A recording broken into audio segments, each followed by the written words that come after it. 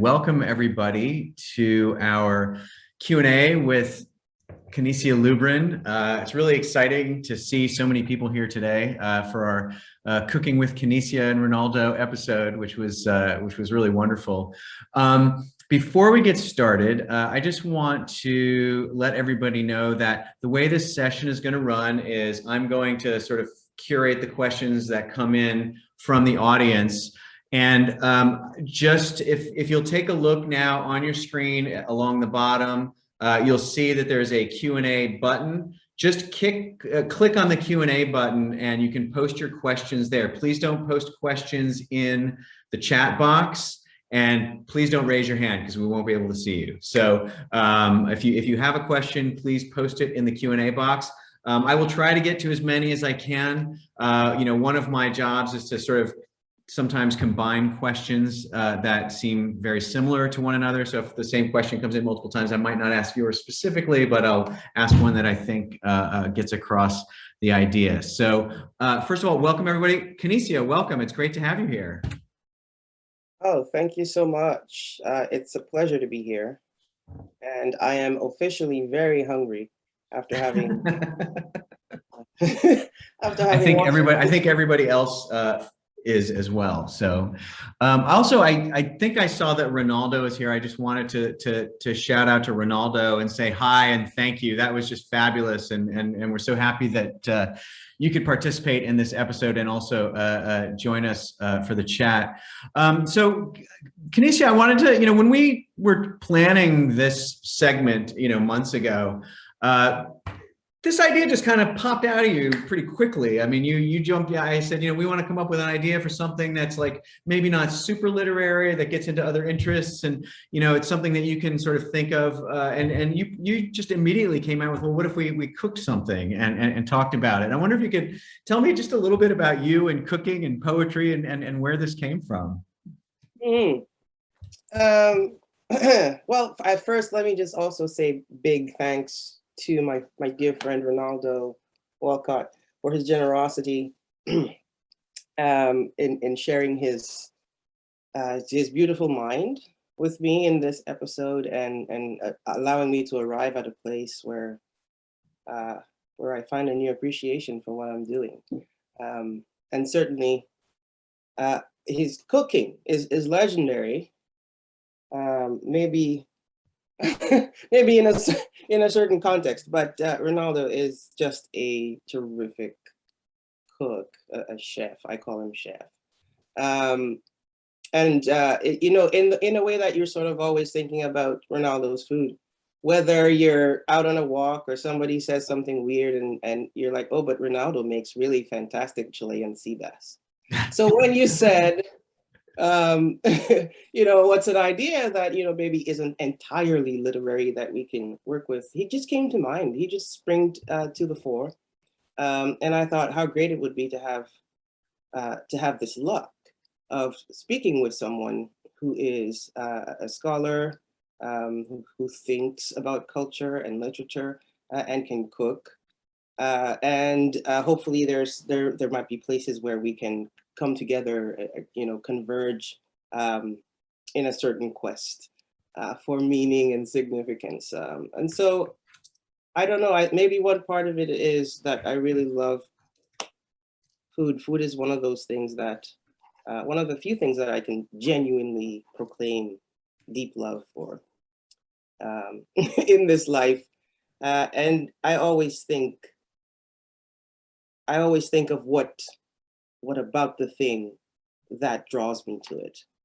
And it just, for years I've thought, well, there's really interesting parallels between being in the kitchen and preparing something and being at your desk or wherever and writing and thinking and refining something and taking very many ideas, sources of ingredients, if you wish, to try and make something that is a whole thing in the end, that does something good, so that's kind of where I think that's where it came from. Great, thanks. So we have some questions coming in. The first one is from Sonia Adams, who asks, how would you describe your writing craft and aesthetics? Oh, my writing craft and aesthetics. I don't know if I would describe my writing craft and aesthetics. Unlike food, it's not really something I think about a lot. I just do it. But I think I have a certain appreciation for um, how a small space can contain a great big thing. And so maybe my aesthetics of a kind of maximalism or expansiveness is really about how much of the world I can see and bring into the space, the given space of a piece of writing. And I think I'm always aware in craft that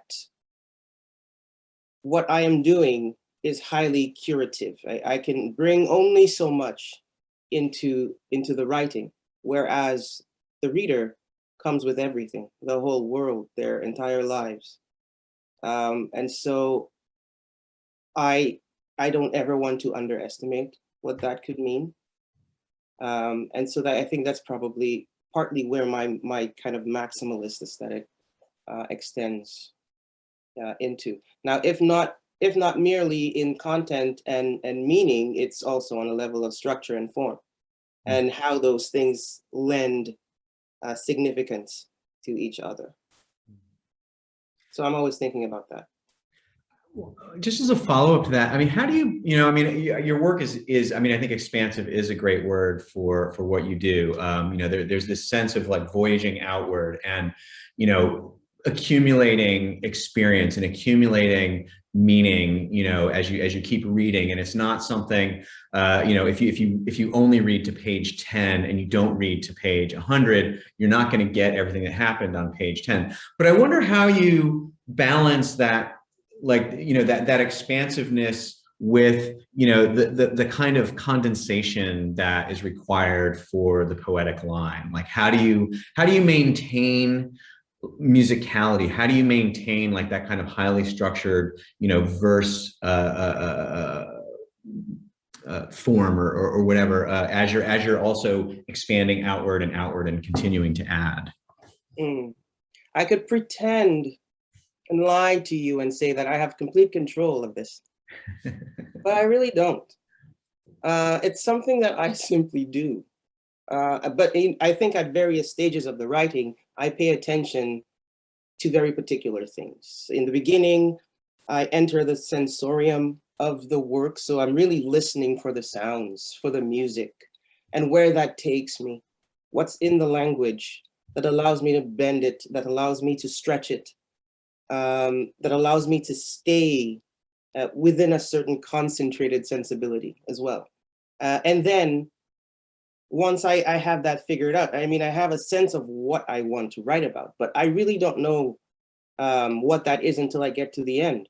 And so the accumulation that you've pinpointed there, that's happening in terms of meaning and signification and all that, that is stuff that I manage in subsequent drafts. It's in the beginning, it's just me getting out the way and as much as I can and allowing the music, the sounds, the sensorium of the thing to guide me.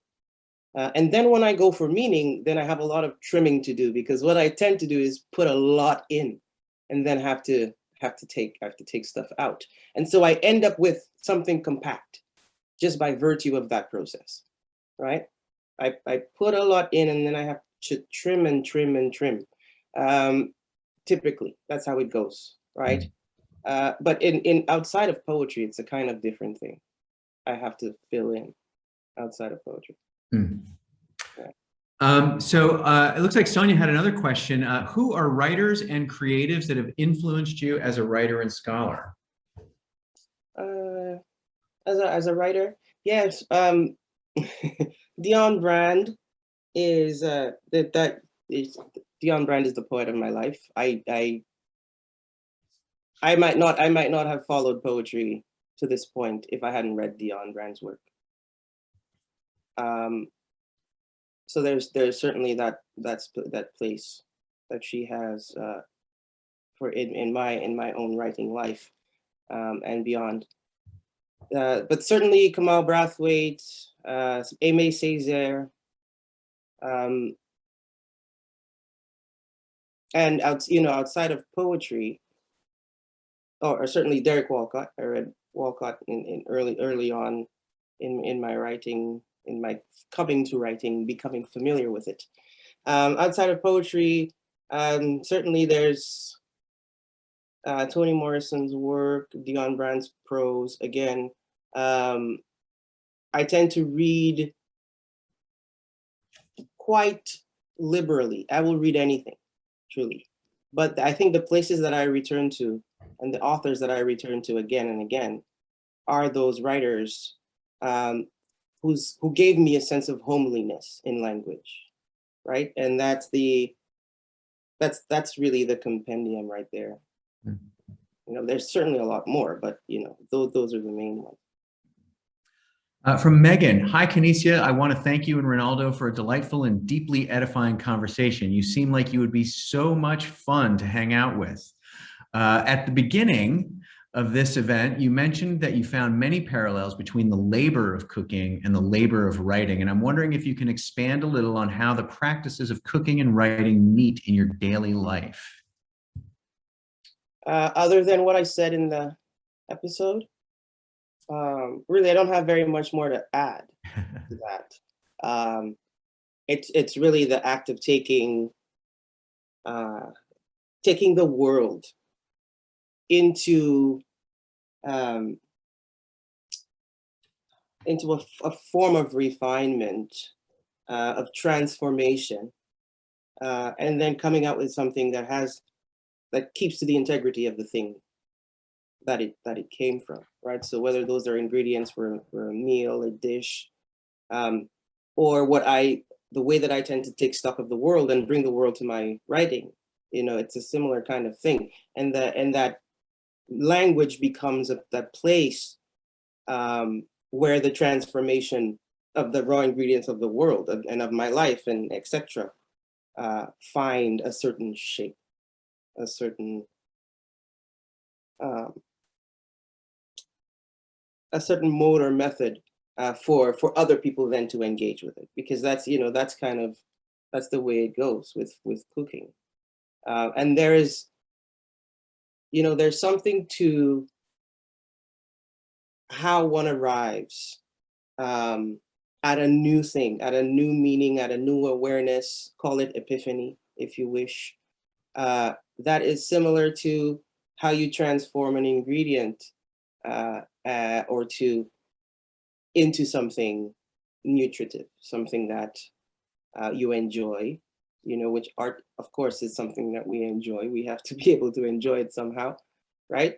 But it also is doing all of that, the nutritive work and that work of causing us to stay in health, or the other way, sometimes that you eat things that are really bad for you.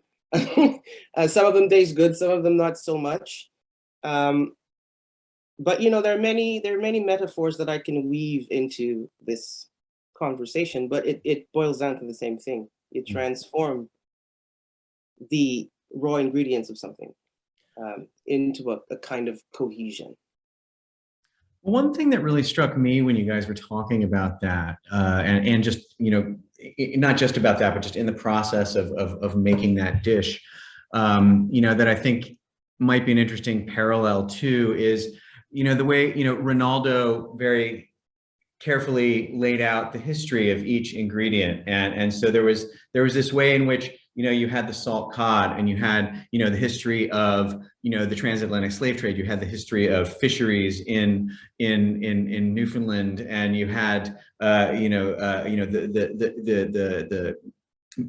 mythical story of the women carrying the seeds of okra in their hair and transplanting that into the, and so, I think there's an interesting way in which that is a parallel to the way that you approach language too. You use a lot of creoles, and you try to shake out the meanings or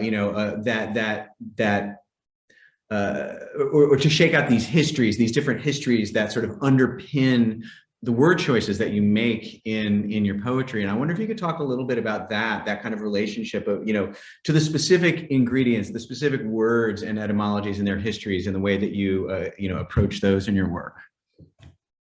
Other than the fact that poetry is not tolerant of superficiality or of superficial choices, really, this is what poetry demands, that every single decision you make is conscious. It's a conscious one. But in terms of recognizing what it adds, what is it that a certain word means next to another word? Because if my interest is in associative meaning, if I take the word heat in Creole and I put it next to the word stone in English, a hot stone, that can create 3 or 4 different kinds of meanings depending on the context. So, but what I have is the space of the poetic line on the page. This is a compact space. And what I'm asking myself as the poet is this word choice the best one for what it is that I'm doing? So down to the syllable also, right? So if the meaning is there, is the music also there? Is the suggestion for expansiveness, but also for specificity also there? So my management of how poetry can open simultaneous doors, multiple doors, that's the thing I pay the most attention to. And that is the thing I had to work the hardest to be able to manage on the page, right? And so it's many, many years of practice, There are, of course, very many misfirings and, a lot of mumbo jumbo and tangled messes, but I knew that that was something I was going after, how to manage that, that capacity that poetry has for multiple meanings and opening towards a kind of expansiveness.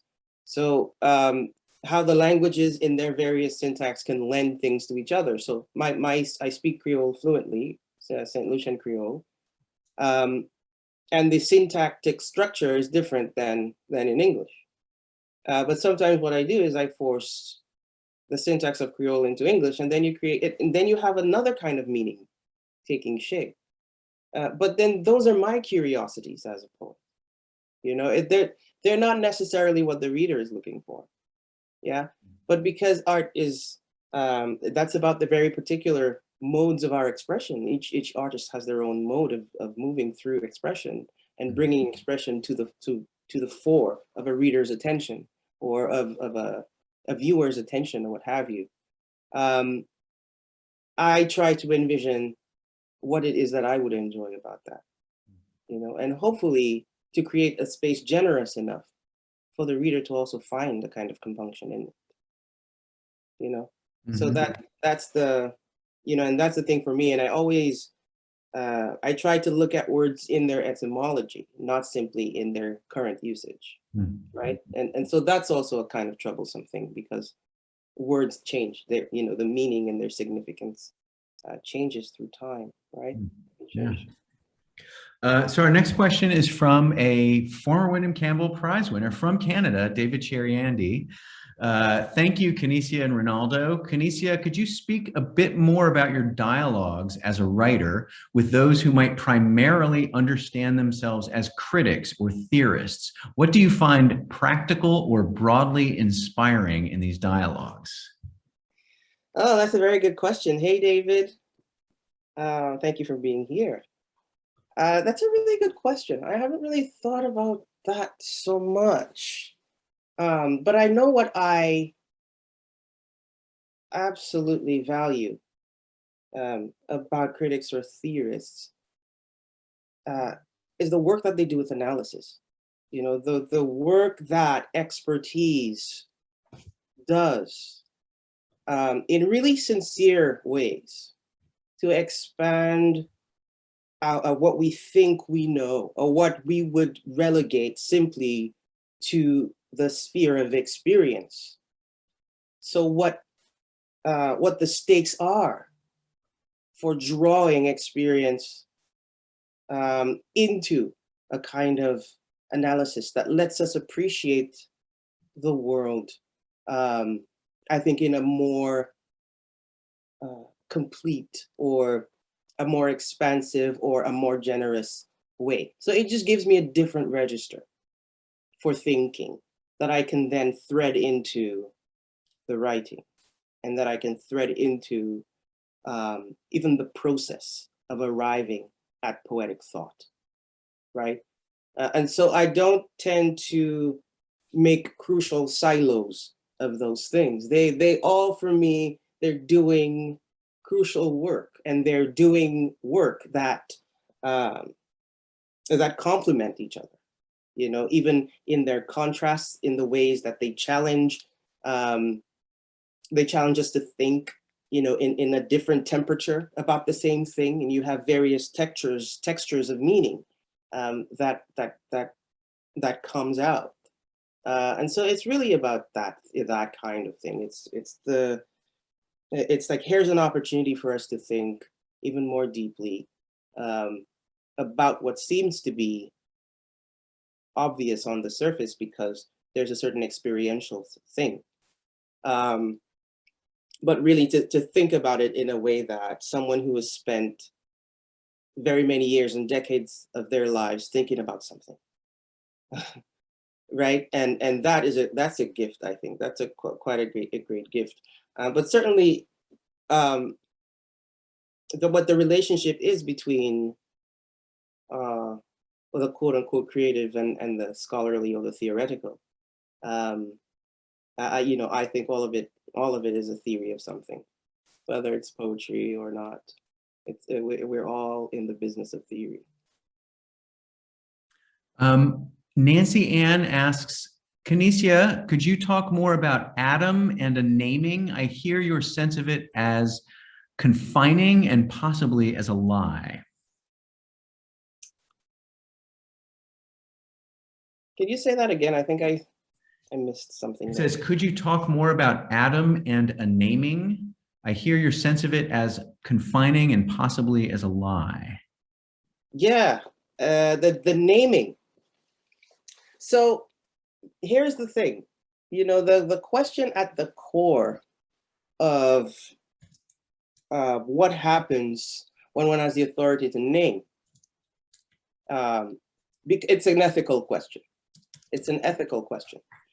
So what goes into how we consider what it is to name and to have some sense of authority in the world, right? So it's my sense of it is that there's a kind of untruth when we come up against someone else's say life, or someone else's way of being, or etc. You know, what those things tend to mean. And so this sense of somebody having the authority to tell you how you are categorized or why you are categorized. You know, that those kinds of value systems, there's a challenge to them when you come up against someone else's, right? And so I think in the Adamic tradition, there is no such boundary, right? And so that in itself, to me, seems extremely problematic. It's, you know, and so, but we've seen how it has played out in the world, that one has the capacity to step into a place like like this part of the world and proclaim it the new world, as though there's nobody there, as though you know, what is met beyond oneself that's your dominion, you know. So that's kind of what I'm thinking about when I say the Adamic role is illusory. From Lori Graham. Hi, Canisia. I'm curious to know if there are aspects of day-to-day life that are surefire grist of poetry for you. If there are certain situations that you might find yourself in or put yourself in to get closer to the world and the urgencies of the work you're making. Does walking do it, or being by water, or engaging with another art form, or is all of life fair game? Yeah. Hey, Laurie. Thanks for being here. Uh, sure. I mean, I am attentive to the world, attentive to the way of my body in the world. I am attentive to um, those those I am with, the people I'm with in the world. So really, the work is observation. You know. So I don't know that I would put myself necessarily. Um, I don't know, with any kind of orchestration, put myself into or out there for something. If I am somewhere and there's a kind of spontaneity, there is an opportunity for a story or a line or an image.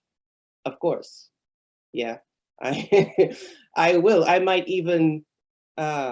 I might even lean a little bit closer in, although it's not something that I typically tend to do. Um, I tend to observe from a distance. Uh, but yes, I love water. Water tends to be a mode that stimulates.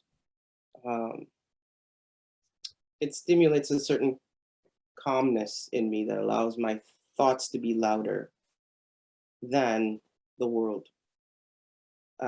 And so that being close to water is always wonderful. Uh, yeah, but much else is about the work of observation that a writer does, for sure. That was something that struck me in one of the from the Yale Collections videos where we were talking about the Eva Hesse piece. And it was fascinating to see the different ways that people responded to that work. And, I think it was maybe Michael who responded to it as this very kind of like earthen, thing. And you, the person from the island nation, very much thought of it as water and ships and so forth. And I think it's interesting to think about. Maybe you have more to say about how that sensibility, that sense of being, surrounded by water, shapes the way that you think about or approach your writing. Yeah, I think my response um, initially was that this was something both solid and liquid at the same time. So that sense of the earthen is certainly there. Mud, I think is what I said. Um, but water has a very particular muddy look at night, except there's a veneer on it. There's a kind of shine, right? So yes, being growing up on the island of St. Lucia, being surrounded by water, in walking distance of a couple beaches, um, I think the water is always in my imagination. It's always. I think I need to be close to water, you know, generally, But the Eva Hesse did evoke the water at night, and then the dark threads or the whatever the dark rope, um, didn't help me away from nighttime water. It just seemed like shadows or people walking in the dark, Mm. or perhaps stuck together. I saw four people, but yes, I love the water. I think I need to be close to the water, because I just feel better. I feel more myself, um, and there's just something to the sound and the movement of water that uh, that puts me in mind of greater attention, greater attention to the world, and deeper thought. You Mm. know, so those are the main things. Mm. Well, I think we're getting to the end of our session here. If anybody has any more questions, you can pop them into the thing. In the meantime, I'll give you a couple of announcements and heads ups. We're going to be publishing a special issue of the Yale Review featuring Canisia as well as the rest of her prize recipients this year at the end of at the end of this semester, like in early December. And we're offering a giveaway to anybody who signs up to get a free copy of the Yale Review and attends one of these live events. So you've all completed half your assignment right now. And if you click on the link that's in the chat box, you can go put your address in there and we'll send you a free copy of the Yale Review when it comes out. We're also trying to, we've realized that there are a lot of people who've been wanting to access these episodes on their phones, which you can't do, unfortunately. So starting with Canisia's this week, we're going to be posting the episodes on our YouTube channel. So I also posted the link to this episode for our YouTube thing. You can go access it and you can watch it at your leisure there. And we'll eventually be posting all of the Windham-Campbell Festival content on the YouTube channel. So please watch it, share the link far and wide. You know, I hope as many people as possible can see it because it was just such a wonderful episode. So once again, I'd like to thank Ronaldo and Canisia for just illuminating us with their conversation. My only regret is that I didn't get to eat it. I heard it was good though. Our Chad, our producer, said he doesn't even like spicy food, and it was delicious. So. It was delicious. Ronaldo is a delicious cook. Yeah. Okay. Well, thanks everybody. I hope you can join us next week for playwright Nathan Allen Davis, same time, same place. Good afternoon or good night, wherever you are. Okay. Bye now.